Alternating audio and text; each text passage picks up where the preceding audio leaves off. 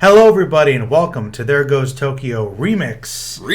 It is Joe and Justin again. Hello, everybody. And we are continuing on with our Kong marathon historical exploration thing. And this time we watched Peter Jackson's King Kong from 2005. Indeed. Hot off the heels of the Lord of the Rings trilogy. We've discussed this a little bit before in our previous Kong videos. And just in time for, I believe, as this is being recorded, the new King Kong vs. Godzilla. It has dropped. Was released, so we're going along with the Kong theme. And I'll be honest with you, Justin, I'm really happy that you're going to lead the charge this time because I just got done watching this thing like an hour ago, and man, I feel exhausted by it. And I think that probably says something. Tell me about what happens in this movie. Yeah. I know it's pretty close, but and then your general thoughts, and then you can go after me and try to pick my mind and say, Joe, how do you feel about it? Yeah. Well, there's a lot to talk about with this one. I don't think it's quite as contrasting as 33 versus 76 is. No. But it's definitely a noticeable contrast. But I gotta tell you, Joe, I kind of love how we accidentally made this like little trilogy arc of Kong movies. I think we wanted to hit a little of everything in terms of the Kong canon. It's the big three of the biggest King Kong movies, really. Yeah, and then it's like, okay, we're not sure how much ground we're going to cover. I know I mentioned that I feel like 2005 gets a bad rap. I'll talk more about that in a minute. Yeah, please do. But yeah, I feel like I think this was generally the plan. Was we wanted to cover as much Kong stuff as possible, but we figured if nothing else, let's get the big ones out of the way. Let's get 33, 76, 2005, and hey, mission accomplished, everybody. And I agree. Seeing the kind of evolution and contrast of all the main stories has been interesting. But this is the one that I was most familiar with growing up, and I guess for modern audiences it certainly would be. And for a while, I really thought it was going to be like one of the classics. Like when it came out, it was really, it seemed like it was beloved, but I've looked back on it and its current status, and it's not quite so clear-cut anymore. It's got a strange reputation, and I'll get to that in a second. Yeah, definitely dive into the synopsis and stuff, and then we'll get into all that goodie. Yeah, so I won't spend too much time on the plot synopsis for this one because it's essentially the same general idea of the 33 version, just obviously much more updated and obviously much longer. A little fleshed out, to its benefit and to its detriment. Indeed. So for those who are not yet familiar and have not watched our episode on the 33 version, this focuses on Carl Denham, this time played by Jack Black, who is yet again still this talented filmmaker who is trying to make a name for himself, but studios don't want to cooperate with him, so he essentially goes rogue, takes a ragtag group of smugglers as well as actors and cameramen with him to the infamous Skull Island, where bad things happen. Really brings whole new meaning to guerrilla filmmaking, doesn't it? Quite. But with that comes some new story elements. There's a new character in the way of leading man Barry Baxter, played by Kyle Chandler of Friday Night Lights fame. Fay and Driscoll, who is found in the middle of pretty much a failed vaudevillian studio, is picked up by Carl along the way, now played by Naomi Watts, who I honestly think does an underrated job here. Yeah, I mean, she's a good actress. You know, I like her, so she does a really good job with this role, I think. I mean, it ain't Mulholland Drive, but what is? No, but I think for like a lighter adventure, I think she brings a lot with very little dialogue in some scenes, having to play off Andy Serkis and the CGI. I think she conveys a lot. I'm glad you brought that up, because I'm going to come back to that in a second. And, of course, this time we also have Jack Driscoll, who is a playwright in this particular interpretation and is played by Adrian Brody. So, Kong 2005, I'm sorry, I was trying to find the best way to like where to begin the tension, what do I say next? Kong 2005 is very much a remake, but one thing I was thinking about very early on when I was watching this, and I was even driving up here to talk about it today, was why is there such a dislike for remakes? And that old adage, yeah. And I feel like a lot of that stems from the idea of it sends the connotation that what we love, what we grew up with, what we adore, and what are some of our favorite movies, songs, whatever your pleasure, is somehow imperfect. And it needs to be fixed. And it needs to be fixed. And I don't think that's the case. I definitely don't think that's what 2005 strives for. If anything, I feel like 2005 is actually a giant compliment to the 1933 version. Not necessarily saying the 33 version should be avoided like the plague because 2005 is in its place, but rather just finding new ways to tell the story in ways that the 33 version couldn't for its time. That's interesting. It's like a complementary piece. Exactly. Okay. Like if 33 and 2005 played on a double bill, I think that would be amazing. Well, I mean, we've talked about this before, but and in some of the research I was doing, just kind of looking through Lord of the Rings stuff, I didn't realize how in love Peter Jackson was with the original. That's like the movie that inspired him to get into filmmaking. So it's like this is literally his dream project. Yeah. And so he wanted really, and you could see even as he's filming it, like for instance, there's little homages to the original film. Like they filmed that scene from the original where Naomi Watts' character is playing Fay Wray's character, and she's saying, "Oh, you don't like women on the boat," to the character that would have been the captain. They're essentially filming the 33 movie. They are. And that would have been the captain, but this time it's the actor playing the captain as a new addition. Yes. And her love interest is the playwright and kind of Kong in a way. So, I mean, it's interesting. There's like little homages to the film within the film, but they're also still doing the same story. Yeah, like it's not necessarily saying let's rewrite everything, just more or less how can we tell this story in a new way? And I find that really, really interesting and really engaging. I like that you brought up that there has been a lot of resistance to remakes over the years, because yet there is almost like this sensitivity of why do we need to touch this again? If I liked it so much, what's wrong with it? It can be very much a product of its time, but still great. And I think that this one, it sounds like you're suggesting, is one of the good things about remakes is let's look at this just a different way. Yeah, it's not necessarily saying get rid of 33 because this exists. If anything, the furthest thing from the fact. If anything, go check out 33. This will make you appreciate what we did so much more. And that's always been something that I appreciated was being able to see 33 ahead of time and really getting to see how much presence there was. And I think that sort of adds up. There's an interesting angle here as well in terms of kind of the idea of a dominating presence in the 2005 version. You think for Kong? Well, not only for Kong, but just in terms of the overarching themes of the movie. Like we start out in 30s era New York and the Great Depression. We're in the middle of some of the worst times in economic history. We're seeing essentially theater die, film rise. Vaudeville really suffering. Vaudeville is essentially plummeting. And you think about film where it was essentially meant to just simply be this complementary piece to theater and ultimately became its own entity, completely stole the spotlight from theater and trumped it, really. Yeah, essentially. And everyone else is kind of left out in the dust. A lot of very talented people just essentially out of work forever. It's almost like the idea of just innovation and competition through technology, but also in entertainment. Like, how do we survive and thrive in this time? And I guess that leads into going off and doing this filming, and how much is it cost for that? You know, and exactly. I think that's sort of the kind of subtle parallel in regards to all the Skull Island stuff. We see these people that are more technologically advanced trying to more or less impede themselves on something else and try and make that its own and ultimately break away from that. Yeah, and there was that interesting comment later on after they capture Kong. It's like, he was obviously going off because he was trying to find mystery and bring it to people, but by doing that he kind of takes away something from its majesty and destroys it, corrupts it, distorts it.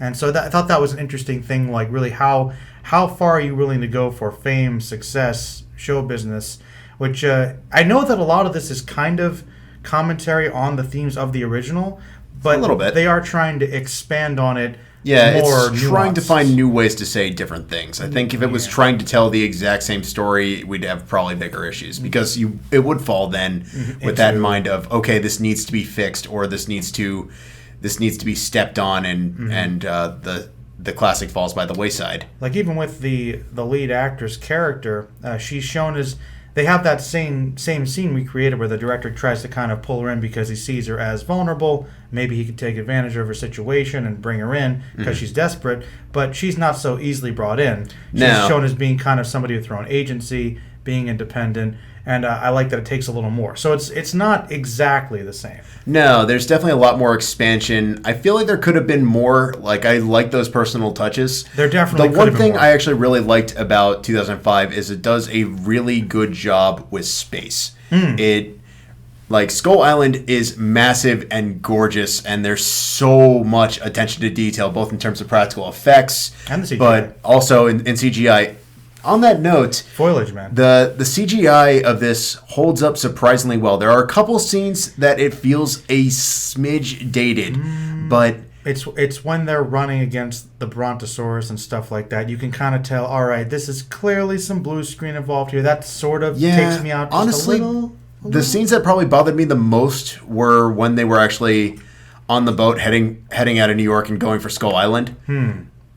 Water is notoriously very, very hard to animate. Yeah, they're And definitely on a soundstage or something. yeah, it definitely looks like a soundstage. It definitely looks like an old video game cutscene. It by 2005 standards, it's still absolutely fantastic. But You know, I actually am glad you brought that up because this is something I was definitely thinking because I literally had just gone through the Time Machine movies with Dan the other day, so that'll be a podcast up soon.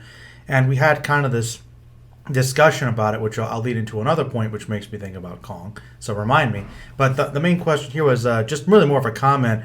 Watching the Time Machine remake from 2002, that was another one that tried to do things a little differently. But one thing we both agreed on was that the CGI of the time it didn't really hold up as well. And it is hard with the CGI advancements that a couple years after a movie's released, sometimes it can seem really outdated, even if it was impressive at the time. Right. Which is why, once again, I'm always like, really good practical effects tend to age much better. oh yeah, But I think because this is Peter Jackson and his visual effects team, obviously Lord of the Rings, I mean, this is like, he's the guy. I mean, He is. He's got the talent. So his stuff really does hold up pretty well.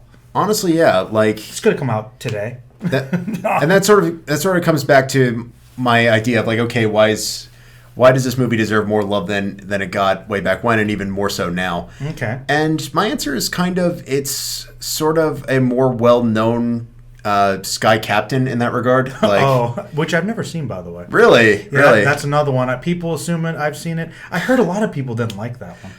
it's polarizing, but I feel like modern cinema as we know it would not be the same without Sky Captain. Wow, that sounds like an essay somewhere for you. Yeah, I mean, it did a lot of things. I won't say that they all worked, but I think in terms of wanting to try and do something, wanting to try and be something, and trying something no other studio was trying to do, there were some bold moves. Like Okay. King Kong built off of the idea of, okay, we saw Andy Serkis, Lord of the Rings, did a lot of really crazy stuff with the motion capture as Gollum, and they took it a step further with King Kong. This is honestly the first version I can honestly say King Kong moves like I would imagine an ape would. I'm glad you brought that up. Yeah, because as I was watching, that was actually another thing. I agree with you completely, pointing out that was one of the best takeaways visually for this version of Kong is, unlike all the other ones, even the more recent MonsterVerse movies, I'm sure Andy Serkis studied some gorillas and imitated their movements. Well, you're right. He looks and moves like a gorilla would. Yeah. You believe it. And the other Kongs tend to be more human or more cartoony. They're not quite as proportioned right. Yeah, like 33 was using stop motion animation, so that comparison may or may not be fair. But they were trying to do a lot of different things, and Yeah. part of it was also most of the shots of Kong are like not necessarily full body, but Close-ups. Yeah, like close-ups of face, close-up of arm, and so on and so forth. With the 76 version, some of the animatronics were really good, but also you had a bunch of guy in a rubber suit scenes. Yeah, I did like some of the 76 effects, but yeah, the scenes of whole body him, it's a guy in a suit. Yeah, and you never shake that vibe. Because he's also walking like a guy in a suit, not Yes. like an ape. He doesn't do the whole thing on his knuckles. No. And even the design of his belly and the protruding kind of chest, like I just thought that attention was great. Like I believe it. And it also really, I don't know why it completely dawned on me, and I realized, okay, there must have been some inspiration here for the apes, and then I completely forgot. It makes total sense, but Andy Serkis is Kong. Yeah. As well as one of the sailors. Yep, he's lumpy. He's lumpy. Who I also didn't recognize immediately because of all the makeup and stuff. He's a good actor. He's an incredibly good actor. Of course. I feel like people appreciate him, but also maybe don't. He's one of those guys that the people who know him know him. The problem is most people that aren't keeping up with film, aren't keeping up with like latest technological advancements and things like that. Mm-hmm. He's not a common household name. No, but I mean, in terms of just being the motion capture guy, that type of performance, I mean, that's just great. Him working with all the people behind doing the technical work is fascinating. And I don't know why, it just was like, okay, obviously Peter Jackson, King Kong, but I think the reason it didn't stand out for me as much is because the thing about Kong specifically, unlike Gollum, unlike Caesar in the Planet of the Apes movies, is that, like you said, Kong, even in his facial structure, looks like an ape. So I'm sure there's a lot that Serkis did to convey it even in the eyes. Yeah. But it's completely ape-like. Yes. So you can't really see a guy under there. No, he really tries to emote well in terms of what would this giant beast look like? What would this giant beast do? And the thing I find really fascinating about this is actually in all three interpretations nice. Okay. Every iteration of King Kong is different. Yeah. In 33, King Kong is much more hostile, but also has this sense of childlike naivete. Yeah, for certain. 76, once again, trying to be polite about it, is essentially a teenager. He's a grumpy teenager. He is a very grumpy teenager. And then you've got 2005 where there's much more emphasis on the kind of like childlike thing. Like you get more of the impression that this is not necessarily a vengeful beast. Vengeful, outraged monster as much as it is a child who has been raised to be a god. Pretty much, and it's like the misunderstanding. That was a question I wondered because that was. All right, I'll come back to that point too. But the thing that immediately kind of spoke to me as, all right, this is essentially a big kid, is when Naomi Watts is trying to amuse him with her vaudevillian juggling and whatnot, her little dance number, and he goes from like moderately amused to very amused, and then he starts kind of poking her, not realizing his own strength. Oh, I can just poke the toy, it gets back up again, haha, this simple thing is funny. She says, no, I have agency, let's stop playing, this is hurting me. Yeah. He gets upset that it doesn't go his way and literally throws a tantrum. Yeah. And I thought that was conveyed very well. It was. Then he gets over it, and that's kind of their bond. He learns to respect her, and instead of her just fearing him, she treats him like a person, which I'm guessing no one of these other sacrifice maidens ever did, which is why he thought they were just toys he could toss over or whatever. And there's some growth there. And we see, and that is something that I think is probably one of the best takeaways from this version of Kong is, I'm guessing the writing and Jackson's direction, the technology, and Serkis, and everybody else all coming together and just showing that this is a nuanced, complicated character. It is. It goes through a bit of growth. And you're right, they do so much emoting. Oh, man. I'm pretty much convinced that Peter Jackson really just wanted to do this whole movie just to do the Empire State scene. Like, I'm just like, oh. It wouldn't surprise me, but you know what? That scene is really well done and sad. Probably, it hurts. So tragic. Yeah, the 76 one was brutal, but the 2005 one's like, no, man, stop. No, just like, let's draw this out, like the whole movie. Just, okay, maybe they'll go away. That was a nice moment where the one pilot decides not to shoot him because she kind of gets through, and that face he has is like, okay, what's going on here? Maybe I'm in the wrong. Yeah. But then, of course, somebody else comes back and does the right in his back, and just like, oh. And then he kind of dies before he falls. Yeah. Clearly with the eyes still open. It's just like, oh. You can tell he's fading. He's just fading. It's just so sad. It's incredibly sad. But 76 still goes for most brutal with the blood spurting everywhere. Yeah, it is a ridiculously vicious death. Jeez. With the helicopters, yeah. Yeah. But no, I agree. I think the nuances there were really good. And but I wasn't completely sold at first because, all right, if you have other ideas, keep them in the back of your head. Because there was one thing I want to kind of explore reasons why this movie might not be liked quite as much. And I will say one thing I kind of liked, but I was maybe a little uncomfortable with, or certainly thought other people could be, was the interpretation of the natives in this one. because when they arrive on the island, they've always kind of treated the natives like natives in the other versions we've seen. Yeah. This one, for an updated version, it's really like amping up the horror vibes because Peter Jackson's known for that with his roots, but they do a good job of making these guys. There are some legitimately scary moments in King Kong. Creepy tribal people and I was just thinking, man, these people are about as vicious on the side of the Green Inferno people. Like they look, and I was thinking, well, Kong, I guess has just been worshipped because they don't really understand him, and you're kind of meant to think, oh, he's this scary thing that maybe is oppressing these people, and they're just trying to appease him because they're so afraid. But it really is all happenstance. He's not looking for that. So it was just sort of a weird, contrasting thing. Maybe that's to play on the assumptions of the audience based on what the tribe thinks of him, but the tribe really is not in a good place. So I don't really understand. It's kind of a reoccurring flaw in all three movies. The first one, I would still argue, it comes close to crossing the line, but you can sort of defend it in terms of it was the 30s. It is the 30s, but it's also sort of this commentary on that white lens. This idea that, like, oh yes, we are the civilized people. These are the savages. No, they all have the imperialist commentary a little bit. In fact, they have the rather on the nose Heart of Darkness stuff, being quoted all the time. Which, I mean, I get the theme, but that was actually one of my least favorite things about the movie. But we'll talk about that later. But yes, they do acknowledge it. But I thought it was ironic that for the most modern take from somebody I think as enlightened as Jackson probably is, that we get these very, I would say they're one-dimensional, but they're portrayed, at least the way in the atmosphere of the film, as evil. Yeah. Like there's no nuance here. Really. There's no sense of, okay, could these people just be trying to save face? Oh, no. They're hiding in caves. They're waiting for poor souls stand up on the island so they can sacrifice them. And I was a little worried. I think they're supposed to be like Aborigine Pacific Islander people. There's definitely some implication there.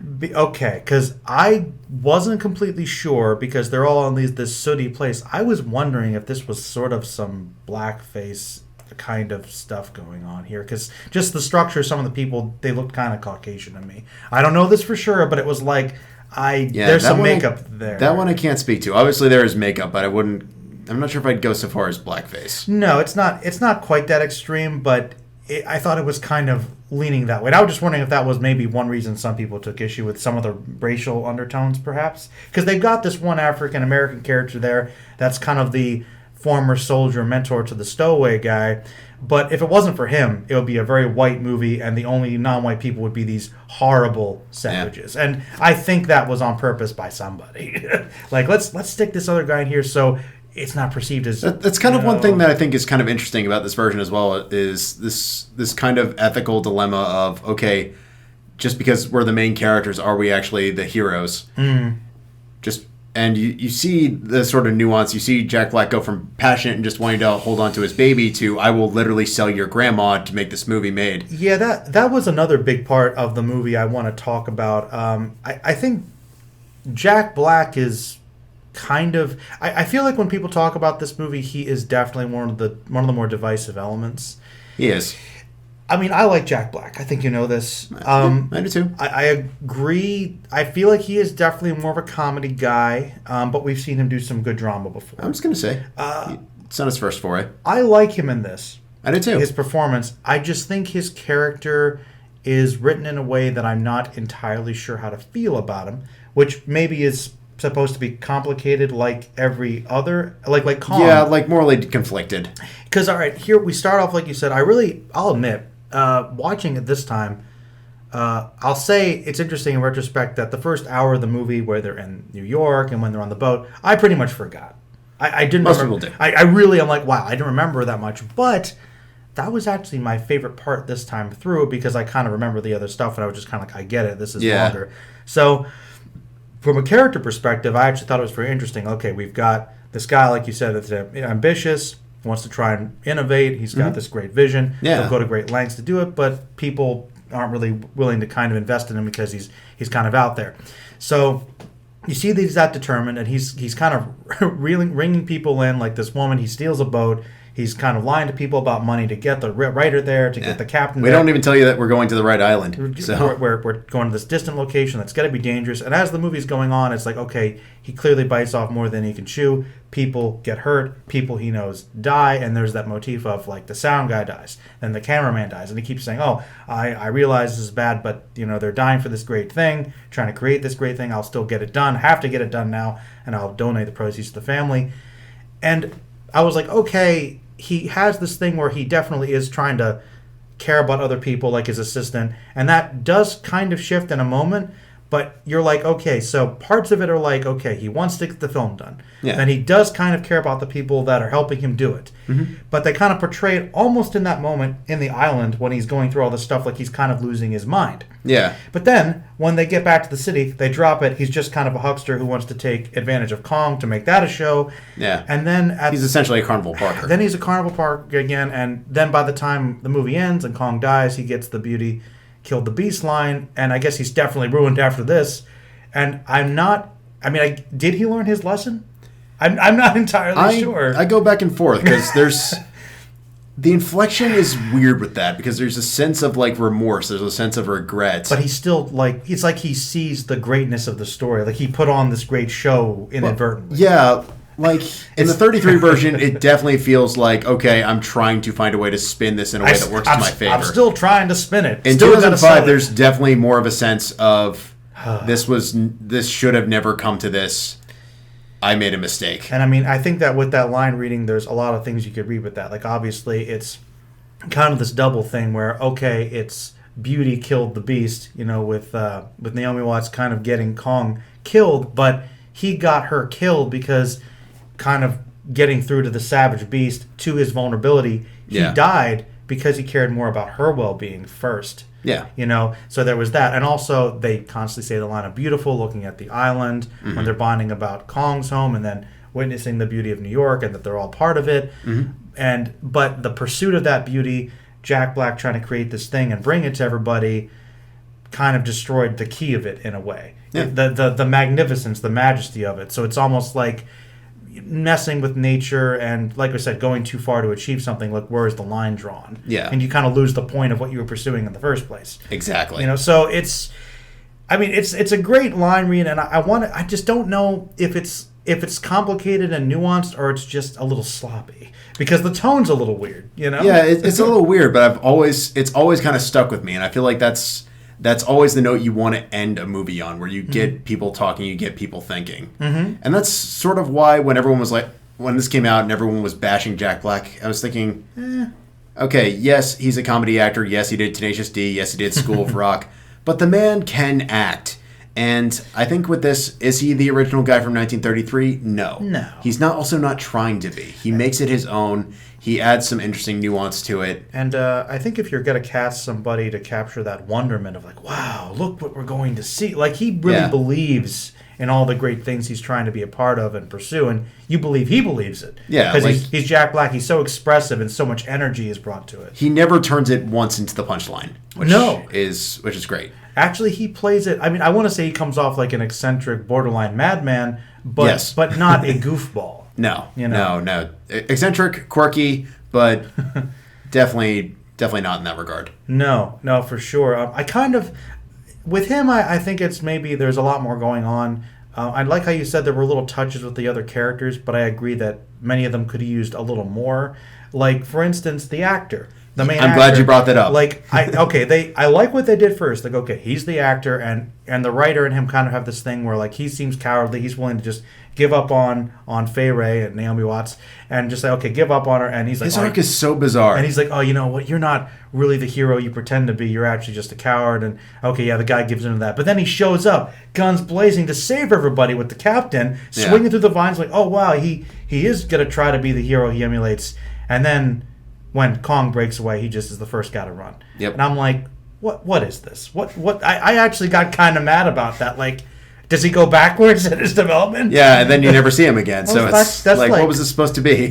So yeah, that's one I didn't really like too much. I feel like it wasn't so much bad, just underdeveloped. Yeah, like maybe he's just like, I've been through this, I had enough, and Yeah. another scene could have Like I'm a name actor, I don't need to be putting myself in harm's way when they're stunt guys and everything else. Yeah, which is what he was saying. But I think in that sense, I think maybe the writer kind of got through to him a little bit because he sees he wants to be the hero, he likes being on the camera, clearly full of himself, but maybe just with all the stress of the situation, he's like, well, I might die here, let me go out trying to be the hero. Right. Might be kind of cool. Can you actually guess my least favorite character in the movie? Go on. The stowaway. Really? The Okay. kid. I don't care. It didn't work for me.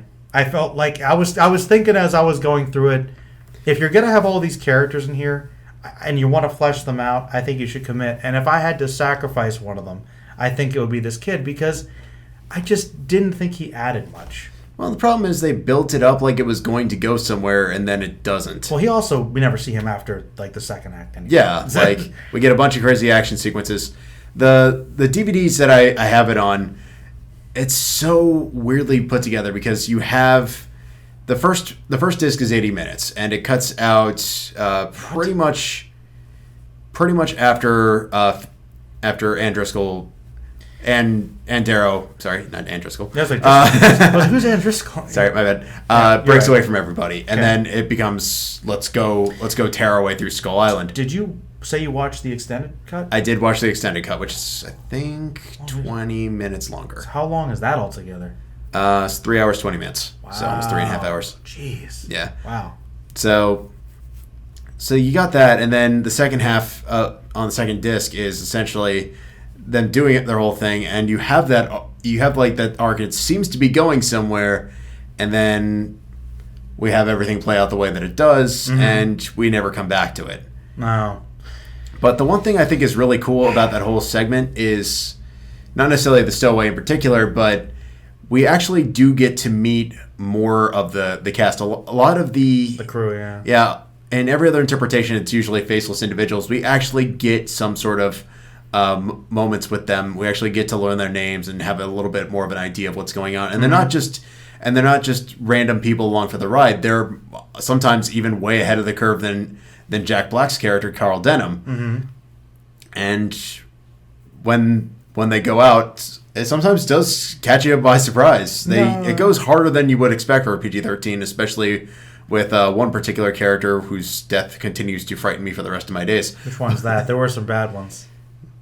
When weird parasite bitey thing comes out. Oh, Lumpy. Yup. Yeah, actually, I'm really glad you brought that up. No, you're right. I think that is something that maybe separates this one from the other two is the side characters. You actually get a little more from them. It kind of reminds me a little bit of Atlantis, the Lost Empire. A little bit, yeah. Like where they have all the little characters on the crew, and they're not the most fleshed out, but they've got distinct personalities, quirks. You like them. Yeah, you want to see where they're going. You want to see them make it. There's definitely enough there. And yeah, I feel like the side characters are kind of like this in that end. Man, though, yeah, if there is one thing that I was like most genuinely afraid of was like, man, those big bugs. Yeah. All the giant, like the centipede. Like when, I forget it's like a giant centipede thing. Oh, man, when Naomi Watts is hiding under the log from the reptiles. Yep. And the thing crawls out. And I'm like, why are you just sitting there transfixed by this thing, letting it get you with its antenna? It's going to try and get you, and there's another one on her, and it's like halfway crawling. I'm like, run now, please don't stop. You got a lot more. You got a lot more composure than I do, lady. I'd be gone. Yeah. Like I forget. I can deal with the T-Rex. Don't. Yeah. Ooh. So yeah. Man, and when they go down into the cavern and they're fighting off all those insects, and I'm just thinking, why are so many insects? Why are all the insects coming down here? Different types, like not fighting each other. Like yep. I don't think this is how insects work. But do you know about that scene? Actually, how it was made? Go on. I only know this because you know how sometimes I forget if it's like GQ or Variety. Sometimes or Vanity. They'll do like the interviews with actors and directors and stuff and go through the filmography. Yeah. Jack Black did his, which was one of the longest because I think he's a guy that likes to talk about it. And he described the King Kong experience as, I think that was one of his favorite parts because literally, this is how awesome the CGI animation department was in this movie. Is that I guess Peter Jackson was really literally like, look, this scene is yours. Get into it, improv it. You've got your sticks, you've got your weapons. Do whatever you want. Make pretend. And so all that stuff they're doing is stuff they did on the fly, trying to act out whatever it was, what they were imagining. And the animators had to animate whatever they were imagining with their movements. Like, yeah. So that was not written. That was based on performance improv, and they animated around them. Wow. So that's awesome. So if you didn't like that, if you liked that scene before, you like it more now. Yeah, the fact that they just essentially improvised an action sequence. And maybe, and it works. Maybe they choreographed a little, but basically it was the actors, themselves doing. I thought that was cool.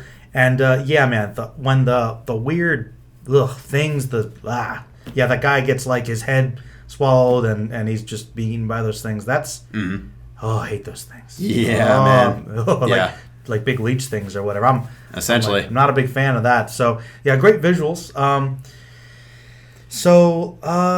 I think with some of the other characters, like we said, Naomi Watts, she does a lot with not a lot on paper. No, and I think that's good. How do you feel about the writer, the screenwriter? Honestly, if I had to pick a weakest player, Adrian Brody as Jack Driscoll would probably be my go-to. Why's that? And it's not necessarily that he's a bad character per se. It's more so Adrian Brody only seems to most of the time play Adrian Brody.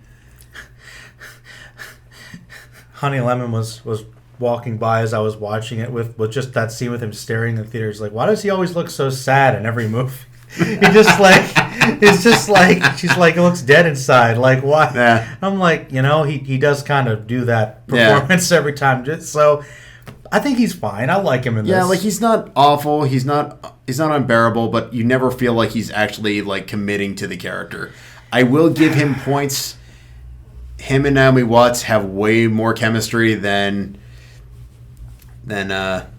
our two leading actors in 76. Jessica Lange and Jeff Bridges. Uh-huh. Yeah, that's true. Maybe there's also a better direction to it. Yeah, I mean, also Anne was better written in that than Dwan, but that's... Well, she was extremely naive, and I guess they kind of carry over that theme of like being an actress and how far you're willing to go. That was actually a different choice that surprised me. This one was with the Anne character, how in this one she doesn't play along with the stage show at the end. She's actually just trying to get another gig dancing. Yeah. She doesn't want to be a part of it. I kind of liked that. Yeah, it was a cool twist that we weren't expecting and actually builds off of what... Because she actually learns to kind of care for Kong as a person and see that he's not this thing that should just be like amused and taken out of his environment. So she feels so bad for him, and they kind of love each other in a sense. There's kind of like a innocent sort of romance they play with, with the Beauty and the Beast thing. And she really, really sells that, and to the point where she's not going to take part in it. I thought that was nice, because...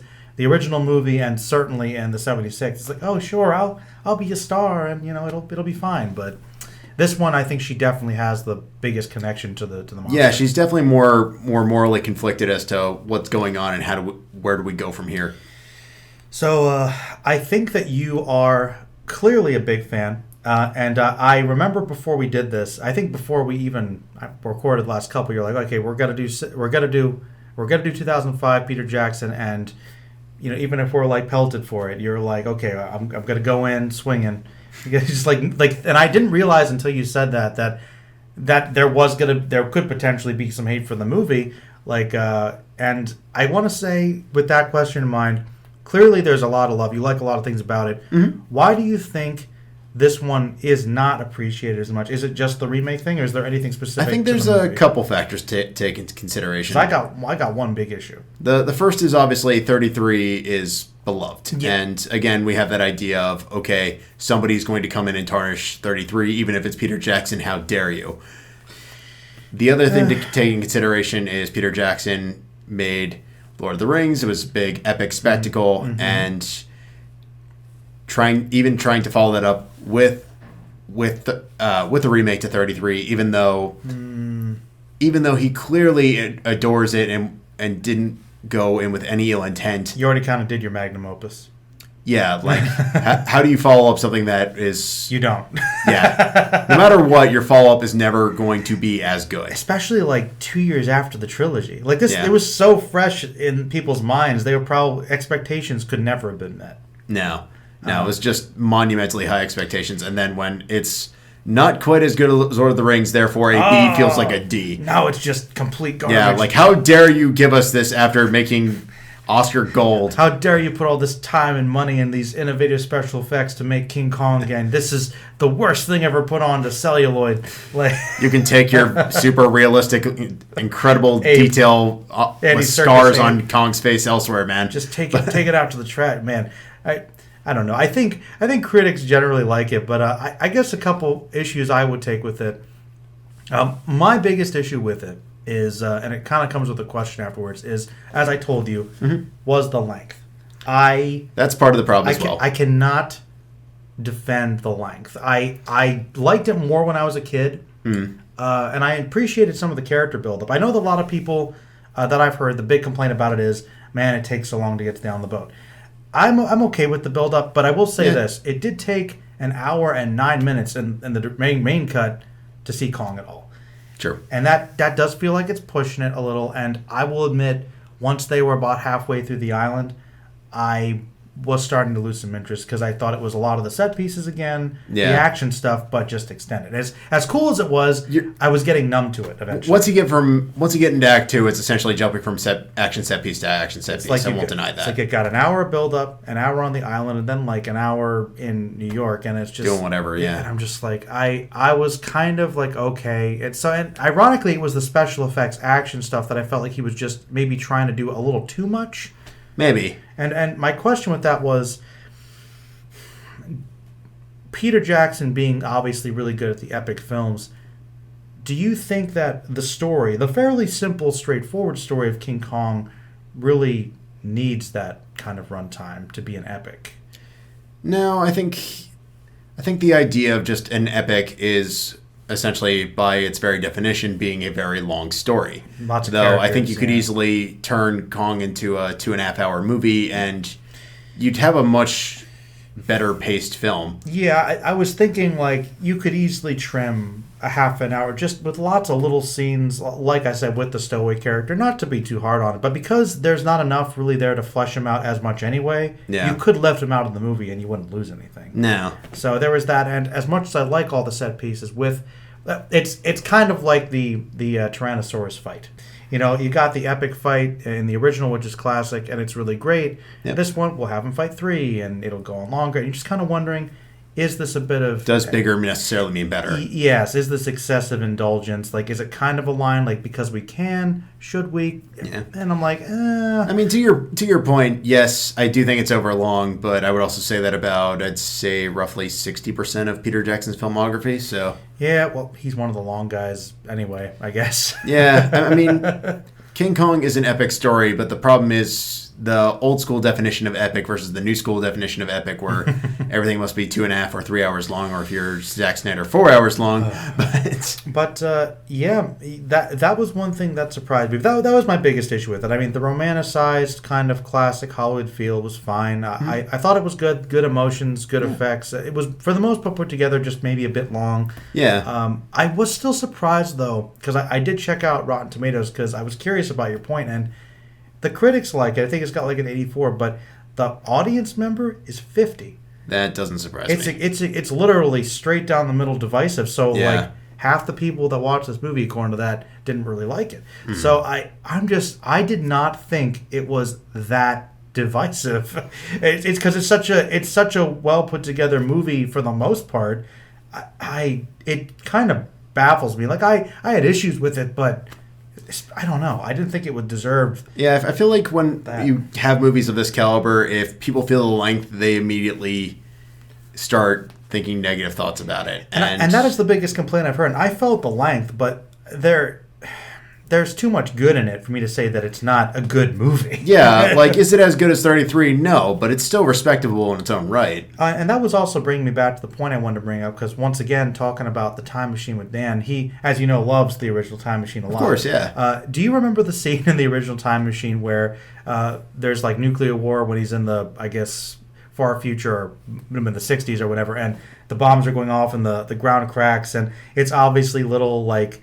Yeah, little cars. There are these little miniatures with the little fake lava coming up, and that was like the effect he thought was the worst in the movie that didn't quite hold up for him. And I'm like, I think that's a great effect, and I know miniatures are not underrated art, and that's the thing. And I guess that's a kind of a more complicated question, but it does kind of harken back to the Kong discussion, because I know you appreciate some good practical effects, like in old Godzilla movies. There's a certain art to doing the campy, cheesy effect. It looks fake, but there's so much creativity in it that you still enjoy it, even if you don't totally buy it.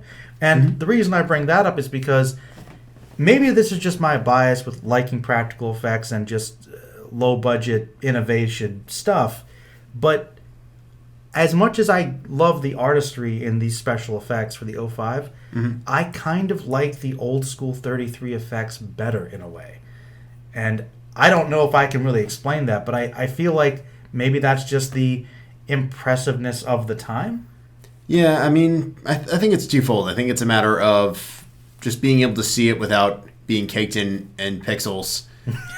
Definitely makes a world of difference because you know something's there. You know somebody's putting it together. And there's something about the tactility of it that's just hard to replicate. And that level of detail, even if it looks like crap decades later, like that scene in The Time Machine. You're like, it's still... Somebody worked tirelessly to make that scene happen. And there's something about that I just like. I don't know. Yeah. Even if it's like a matte painting and it's a fake matte painting, it's like in theater. You know, you suspend your disbelief a little bit on the stage because of the creativity, artistry around it.